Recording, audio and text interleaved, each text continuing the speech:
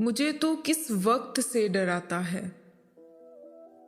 میں نے اپنے ہاتھ سے ہر چیز پھسلتے دیکھی ہے یار۔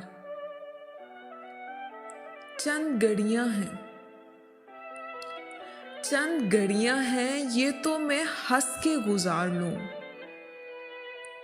میں نے ایک عرصہ اذیت میں گھڑی کے چند سیکنڈ کو صدیوں کی طرح گزارا ہے۔ میرے کندھے پہ تو اپنا ہاتھ مت رکھ، میرے کندھے پہ تو اپنا ہاتھ مت رکھ، میرے زخموں پہ اپنی منافقت کا مرہم نہ لگا یار۔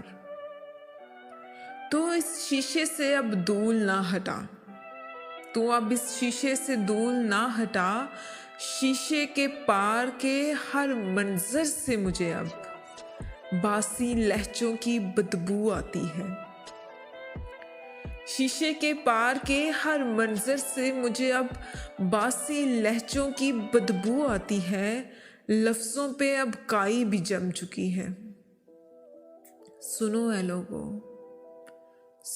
لوگو پلٹ جاؤ اب، سنو اے لوگو پلٹ جاؤ اب، تم نے آنے میں بڑی دیر کر دی ہے، تم نے آنے میں بڑی دیر کر دی۔